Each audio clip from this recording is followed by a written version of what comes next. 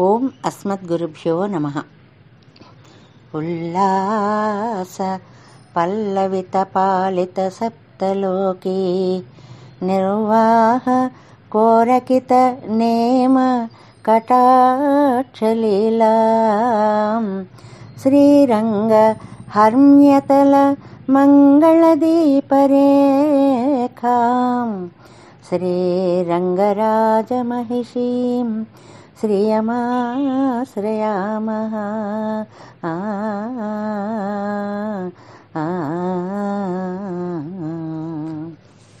ప్రియ భగవద్బంధువులారా, శ్రీపరాశర భట్టర్ వారు అనుగ్రహించినటువంటి శ్రీగుణ రత్నకోశంలో మనం ఈరోజు 6వ శ్లోకంలోకి ప్రవేశిస్తున్నాం.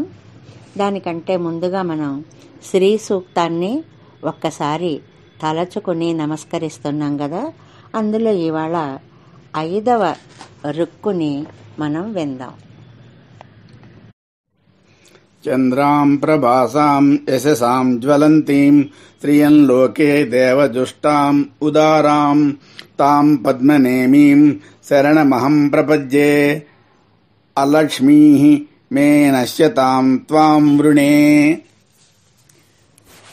ఈ 5వ రుక్కులో మనకి ఇవాళ అమ్మని గురించినటువంటి వైశిష్ట్యాన్ని చెప్తూ, ముందు రోజు మనం ఆవాహన చేశాము, 2వ రోజేమో ఆసనాన్ని సమర్పించాం, 3వ రోజేమో అర్ఘ్యాన్ని ఇచ్చాం, 4వ రోజు పాద్యాన్ని ఇచ్చాం, ఈరోజు ఆచమనీయాన్ని సమర్పిస్తున్నాము అనేటువంటివి ఒక విశిష్టమైనటువంటి అర్థాన్ని చెప్తూ, ఇంకా అమ్మ ఎలాంటిది అంటే ఇందులో చెప్తున్నారు, చంద్రామ్మ అండి.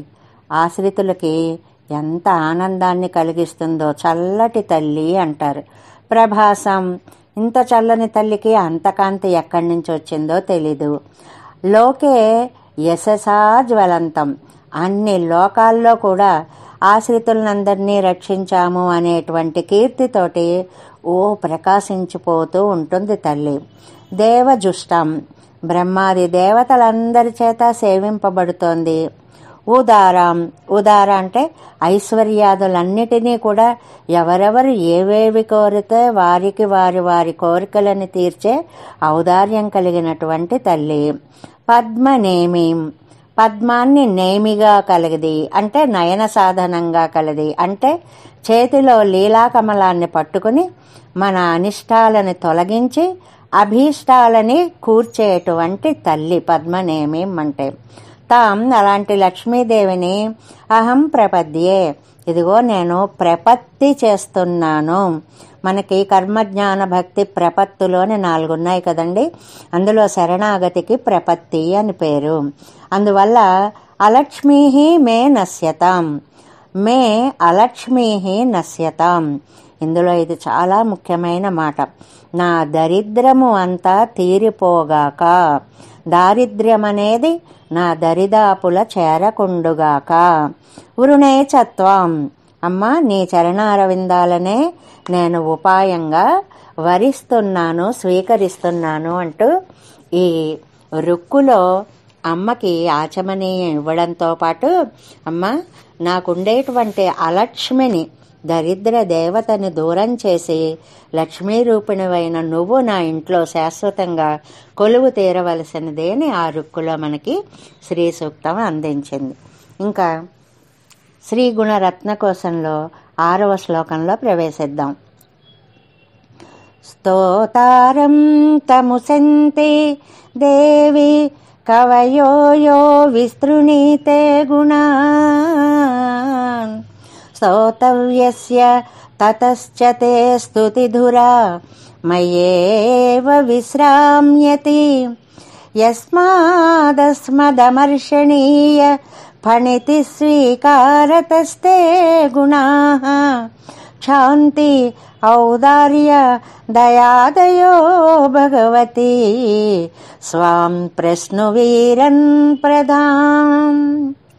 స్తోతారం తముసంతి దేవి. ఇందులో అమ్మని 2 పిలుపులతో పిలుస్తారండి. ఒకటి దేవి అంటే పూజ్యురాలువై క్రీడా స్వరూపిణివైనటువంటి లక్ష్మీదేవి అని. రెండవది భగవతి అని కూడా పిలుస్తారు. భగవతి స్వామి భగవంతుడు అయితే ఈవిడ భగవతి అంటారు. ఇంకా ఆయనలోనైనా ఒక్క లక్షణం సర్వ స్వాతంత్రం, పాపాలు చేసావు పో అవతలికి పో అనేటువంటి ఒక చిన్న దోషం లాంటిదైనా ఉంటుందేమో కానీ అమ్మలో వాత్సల్యం తప్ప అసలు దోషం అనేటువంటి గుణాలే ఉండవు. అలాంటి తల్లిని ఇవాళ ఈ 2 పేర్లతో పిలుస్తూ ఈయన మనకి లోకంలో ఉన్న సామాన్య ధర్మాలు కొన్ని చెప్తారు. లోకంలో పొగిడేవాడిని స్తోత అంటారు, మనం అనే మాటల్ని స్తోత్రము అంటారు. ఈ స్తోత అనేటువంటి వాడు ఏం చెయ్యాలి? అవతల వ్యక్తిలో ఉన్నటువంటి గుణాలని లోకానికి బాగా తెలియచెయ్యాలి. అక్కడే పెద్ద చిక్కు వస్తుంది. ఒక్కొక్కడిలో గుణాలు ఉండవు. ఉండనప్పుడు ఏం చేయాలి? నువ్వు ఇంద్రుడివి చంద్రుడివి అంటూ ఎక్కడెక్కడి నుంచో ఆ గుణాలు తీసుకొచ్చి వాడికి మనం ఆపాదించాల్సి వస్తుంది. తిరువాయిమొழிలో వ్యాఖ్యానాల్లో చిన్న కథ వస్తుందండి. ఓ బట్టతలవాడు బియ్యపు ధాన్యం కొలుస్తూ ఉంటే ఓ కవి అక్కడికి వెళ్ళి ఆహాహా ఏమిటి నీ ముంగురులు ఎంత అందం అని పొగిడేట. మనకు ఉన్నాయా లేవా అన్న జ్ఞానం అతనికి కలగలేదు. వీడికి ఒక బస్తా ధాన్యం ఇచ్చి పంపించండి రా అన్నట్ట. వాడు పట్టుకెళ్ళిపోతుంటే ఒకడు ఎదురొచ్చి ఎవరిచ్చారు అన్నట్టు. అగో ఆ బట్టతల ఆయన ఇచ్చాడు అన్నట్టు. అది ఈయన చెవుల పడిందిట. వెనక్కిరా వెనక్కిరా ఏమిటి అంటున్నావు అని. ఏమంటానండి, అంత ఎండలో కూడా అలా నిలబడి మీరుంటే ఆ జుట్టు అలా మెరిసిపోతుంటే నాకు దానం చేయాలనే గుణం అది గుర్తు తెచ్చుకుని ఎంత బాగా చేశారండి అన్నాను. అంటే సరే ఇంకో బస్తా వేసేయండి రా అన్నట్ట పట్టుకెళ్ళిపోయాట. అంటే మనలో ఆ గుణాలు ఉన్నాయా లేదా అని కూడా అనిపించదు. పొగుడుతుంటే నిజమేమో మనం ఇంత గొప్పవాళ్ళమేమో అని అనిపిస్తుంది. ఇంకా లేని గుణాలన్నీ తెచ్చి పెట్టడము అనేది అర్థం కాకపోతే మరో ప్రమాదం వస్తుంది. ఎప్పుడూ ఊళ్ళో అందరినీ పొగుడుతారు, నన్నెందుకు పొగడరండి అని భార్య అడిగితే తింత్రిణీ దళలోచని అని పిలిచాట. ఆహా ఎంత సమాసంలో చెప్పారో అని ఎగురుకుంటూ వెళ్ళిపోయిందిట. ఆ తర్వాత అర్థం తెలుసుకుంది. చింతాకు కన్నులదాన చికిలి కళ్ళదాన అని పిలిచాడనమాట ఆయన. ఈ స్తోత్రం అనేది లోకంలో ఇన్ని రకాలుగా ఉంటుంది. కానీ ఇక్కడ మనకి ఇవాళ శ్లోకంలో చెప్తారు భట్టర్ వారు, పూర్వ భాగంలో స్తుతించేవాడి లక్షణం చెప్తారు, ఉత్తర భాగంలో ఆ స్తుతించడానికి నేనే అర్హుణ్ణి అన్నారు. మరి నిన్న నాకెక్కడ అర్హత ఉంది అన్నారు కదండి అంటే ఇవాళ ఒక చాతుర్యానికి గీటురాయిగా ఉండేటువంటి మాట ఒకటి చెప్తారాయన. ఏమిటంటే స్తుతించడము అంటే గుణాలని వర్ణించడం కదా. బ్రహ్మాదులు నిన్ను స్తుతించాలనుకున్నారు, నిన్న కూడా చెప్పుకున్నాం. కానీ వాళ్ళకి అది శక్యం కాలేదు. పైగా వాళ్ళు స్తుతించేటప్పుడు నీలో ఉన్న గుణం ఒక్కటి బయటకు రాలేదు. మనం పొగిడినప్పుడు వాళ్ళల్లో ఉన్న గుణం బయటకు వస్తేనే అది గొప్ప గుణం. మరి బ్రహ్మాదులు స్తుతించినప్పుడు రాలేదు. నేను స్తుతిస్తే నీలో బోళ్ళు మంచి గుణాలు వచ్చాయి. ఏమొచ్చాయండి ఆ గుణాలు అని అంటేట, ఒకటి శాంతి, ఓర్పు వచ్చింటండి. ఇష్టం వచ్చినట్లు నేను ఏది చెప్తుంటున్నా సరే ఫోన్లే చెప్తున్నాడు విందాం అని సహనం కలిగి ఉండడం. అబ్బా ఆపరా అని అనకుండా సహనం కలిగి ఉండడాన్ని శాంతి అంటారు. అలాగే ఔదార్యం. ఆ ఔదార్యం అంటే పాపం ఎంత కష్టపడుతున్నాడో వీడిని దయ చూడాలి అని ఒక దయని చూపించడం, వాడి మీద కటాక్షాన్ని ప్రసరింప చేయడము అనేది. ఇంకా మూడోది, 3 గుణాలలోనూ కూడా 4 గుణాలు బయటకు వస్తాయంటారు. 3 ఒక్కటే సరిపోదు, అసలు 4 గుణాలు బయటకు వస్తాయి అంటారు. అంటే ఔదార్యంతో పాటు, దయతో పాటు, ఓర్పుతో పాటు 4వ గుణం వాత్సల్య గుణం కూడా బయటకు వస్తుంది అంటారు. ఈ 4 ఎక్కడ కనపడ్డాయండి అని అంటే, ఒకటి శాంతేమో చెప్తే చెప్పుకున్నాళ్లే అనేటువంటి దాంట్లో కనిపించింది. రెండోదేమో అయ్యో పాపం నా కోసం ఎంత కష్టపడుతున్నాడు వీడు ఇలా స్తోత్రం చేసేని దయను చూపించింది. ఆ తర్వాత మూడోది స్తోత్రాధికారం నాకే ఉంది అని అంటే ఆవిడ ఎలాంటి మాటలు మాట్లాడినా కంటే సహిస్తేస్తోందండి. ఎలా అన్నా సరే ఆహా ఎంత బాగా అన్నాడు. చంటి పిల్లవాడు తప్పులు అంటున్నప్పుడు మళ్ళీ మళ్ళీ అనిపించి ఎంత బాగుందిరా అన్నట్లుగా ఎలాగ పొగిడినా చాలు అని చెప్పేటువంటి ఒక ఓర్పు, వీటన్నిటికంటే ఉత్తమమైనది వాత్సల్య గుణం. అన్ని దోషాలని కూడా భోగాలుగా భావించడం అనేటువంటిది దోష భోగ్యత్వం అంటారు. వాత్సల్యము అంటే ఇన్ని గుణాలు. చూసావా, నేను కవిత్వం చెప్పడం వల్ల నీలో సహనం ఉంది అని లోకంకి అర్థమైంది. నువ్వు నన్ను తిట్టలేదు కాబట్టి. నీలో దయ ఉంది అని తెలిసింది, నన్ను చెప్పనిచ్చావు కాబట్టి. నీలో ఔదార్యం ఉంది అని తెలిసింది, పోనీలే పాపం అని అనుకున్నావు కాబట్టి. అంతేకాదమ్మా, నీలో వాత్సల్యం ఉంది కాబట్టే నా మాటలన్నిటినీ కూడా సహిస్తూ నన్ను శిక్షించకుండా నువ్వు వదిలేశావు. నీకున్న ఇన్ని గుణాలు బయట పెట్టగల గొప్ప కవిత్వం చెప్పగలిగిన వాడు ప్రపంచంలో ఎవడున్నాడు? నేను కాబట్టి నీ మీద ఇలాంటి కవిత్వం చెప్పగలిగాను. బ్రహ్మాదులందరూ కూడా నిన్ను ఇలా స్తుతించలేరు అంటారు. ఇది ఒక అందమైనటువంటి చమత్కారం. అంటే నాకంటే అర్హుడు ఇంకొకడు నీచుడు లేడు కాబట్టి నా కవిత్వాన్ని సహించి నీలో గొప్పతనాన్ని నువ్వు బయట పెట్టుకున్నావు అని అమ్మని పొగడడం అన్నమాట. ఇలా అన్నవాళ్ళు ఎవరైనా పూర్వం ఉన్నారంటే ఎక్కడి నుంచి వచ్చింది? వాళ్ళ నాన్నగారి దగ్గర నుంచే. గోదాదేవికి ఎలాగైతే పెరియాళ్ళవార్ల నుంచి కృష్ణతత్వం అనేటువంటిది భక్తి రూపంగా వచ్చిందో అలాగే కూరేసులు క్షాంతిస్తుతేస విషయ మమ దుర్వచోభిః అంటారు.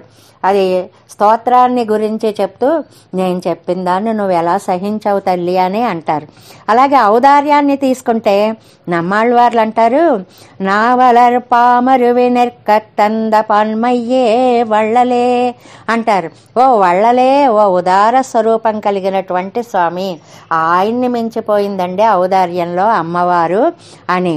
అంటే మూడోది, కవిత్వంతో పిలిస్తే తన్నై తంద కర్పగం నిన్న మనం చెప్పుకున్నాం. తననే ఇచ్చేసే స్వామి, ఆయన కంటే ముందుంటుంది అమ్మ అని. కించైష శక్త్యతిశయేన నతేను కంప్య స్తోతాపి స్తుతి కృతేన పరిశ్రమేణ అంటారు ఆళ్వందరు. వీళ్ళందరి కవిత్వాల్లో కూడా నేనేం చెప్పలేకపోతున్నాను తల్లి, నువ్వింత గొప్పదానివి అయినా మమ్మల్ని క్షమిస్తున్నావు అనే ఒక ఉదాత్త భావం కనిపిస్తూ ఉంటుంది.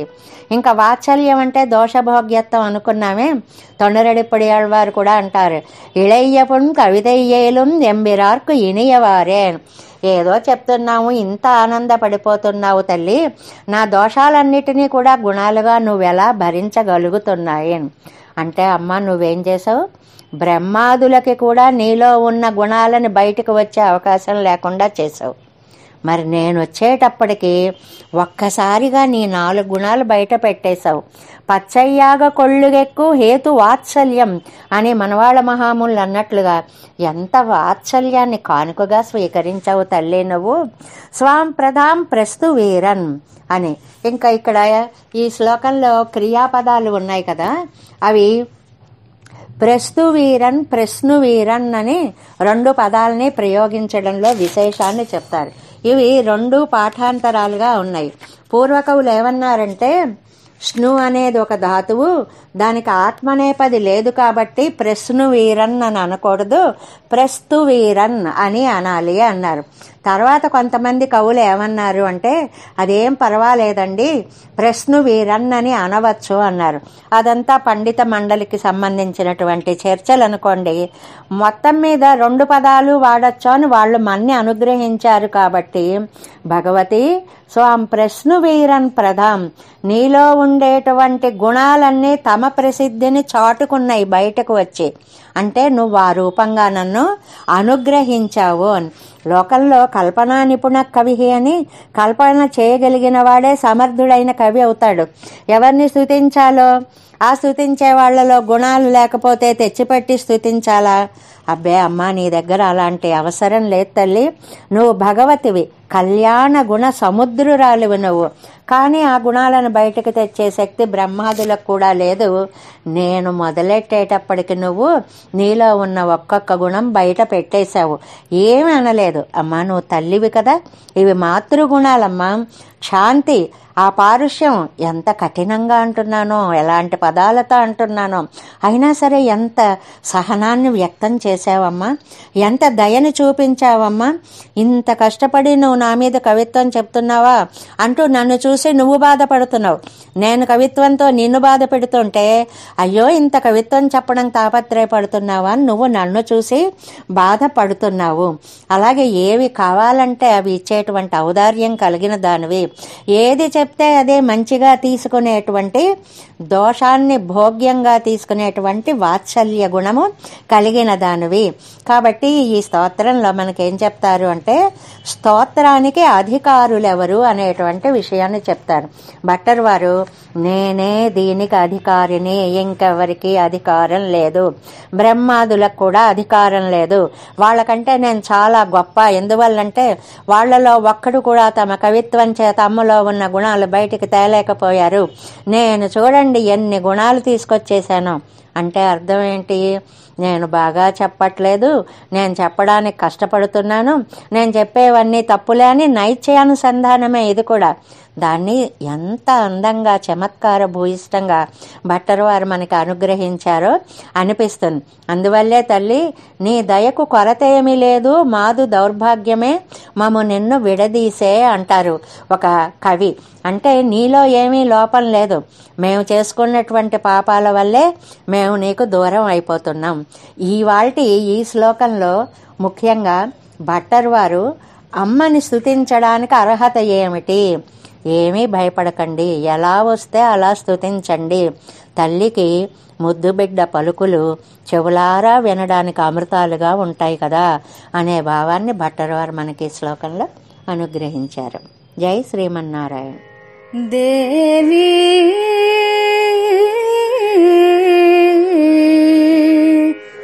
భగవతి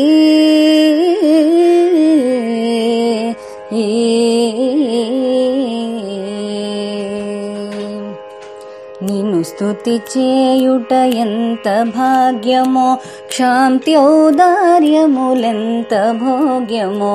స్తుతించు వారలే కవులైతే ఆ కవి నేనౌదు, నిన్నే పొగడుదు. నిన్ను స్తుతి చేయుట ఎంత భాగ్యమో, క్షాంత్యౌదార్యములెంత భోగ్యమో. స్తుతించు వారలే కవులైతే ఆ కవి నేనౌదు, నిన్నే పొగడుదు. నిన్ను స్తుతి చేయుట ఎంత భాగ్యమో. ఓ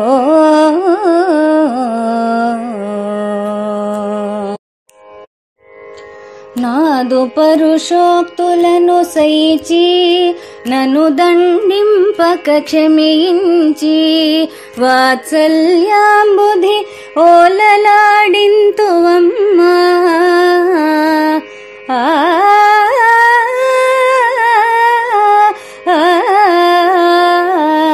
వాత్సల్యాంబుధి ఓలలాడింతువమ్మా.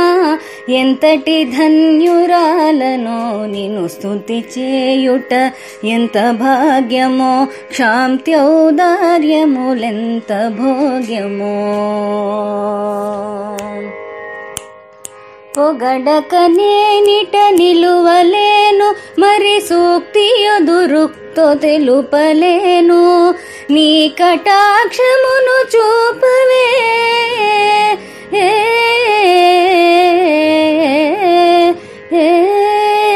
నీ కటాక్షమును చూపవే. నా మాటలో అమృతము నింపవే, నీ కటాక్షమును చూపవే. నా మాటలో అమృతము నింపవే. నిన్ను స్తుతి చేయుట ఎంత భాగ్యమో, క్షాంత్యౌదార్యములెంత భోగ్యమో. నిన్ను స్తుతి చేయుట ఎంత భాగ్యమో.